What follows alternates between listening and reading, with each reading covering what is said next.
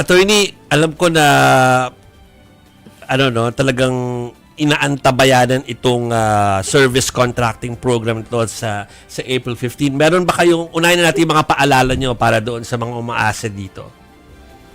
Opo. Take note lang po, this is two parts. No? Yung unang part po natin is service contracting na meron pong 800 million na budget. No? Pero as early as now, nagre-request na tayo ng budget augmentation kasi alam natin itong 800 million is not enough to cater to as large a population as possible. Gaya nga utos ng Presidente, no? Pabilisin at palakihin ang benepisyo, ang tulong sa ating transport sector. So, wag ho sila mag-alala, if in the first wave hindi ho sila makasama, in not too far distant, masasama rin po natin lahat. Sir, sorry, April 15, hindi 14. 15 po. 15. po. Okay. Sir, doon po sa unang araw nitong ating service contracting program, saan po o anong area po muna yung magiging sakop nito?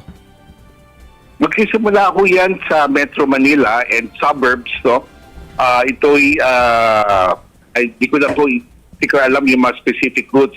We'll come out with them, no? Yung ating mga sasakyan, magkakaroon po ng signboard yan to inform the commuters na yung sasakyan kasama sa ating service contracting program.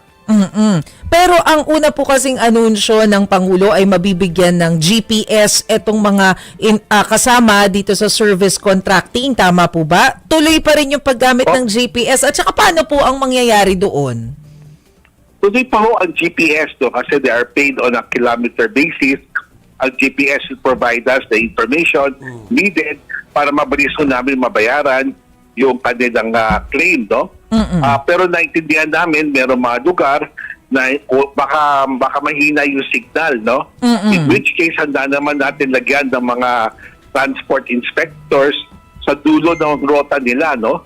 Para sa ganon, mamonitor rin natin, even without GPS, mo na masasakyan. Pero ngayon po, sir, as we speak, meron na po tayong nakaredy na GPS. Paano po yung magiging sistema nito before April 15?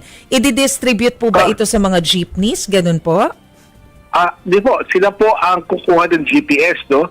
The cost of the GPS was factored in already in yung doon sa kilometer income po nila. Humigit ko mula mga 500 pesos a month po yan yung GPS na yan. No? At kinausap natin yung mga GPS suppliers this week, no?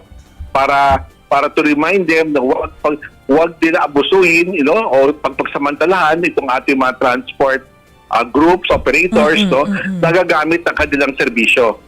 So meron na po kayong GPS provider na kumbaga accredited po ng LTFRB na pwedeng kunin nung mga jeepney drivers. Opo. Ayun.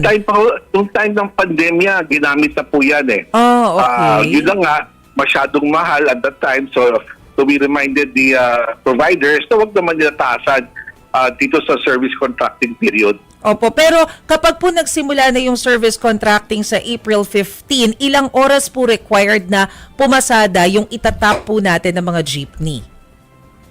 100 kilometers po ang bayad po ng gobyerno, no? Okay. Sa ating mga operators. Yung 100 kilometers na yan, some of that will be should be used during the rush hour period. Sa umaga at saka sa hapon. Okay. Para sa ganoon, sigurado tayo na hindi lang basta tatapusin sa umaga tapos uuwi na yung sasakyan, no? Baka magkulang tayo ng sasakyan sa hapon. So yung period na babayaran po natin is both kilometer-based and time-based. No? Na dapat during the rush hour period, isabisyohan niya nila yung ating mga commuters. Ay, sir, sorry lilinawin ko lang po yun. Kasi doon po sa video message ng Pangulo, sabi niya yung mga off-peak yung isa-service contractor. So paano po, pero ngayon rush hour, paano po ba? Di po, kasama po yun kasi 100 kilometers po yun na ating babayaran.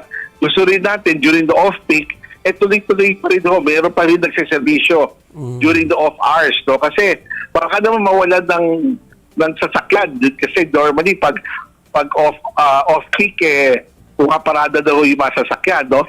So we just want to make sure that throughout the whole day, both the peak hours and the off-peak hours, gaya na sabi ng ating Pangulo, na hindi mawawalan ng sasakyan. So hahatiin, ganon sir. Oo, nakakalat po yan throughout the day.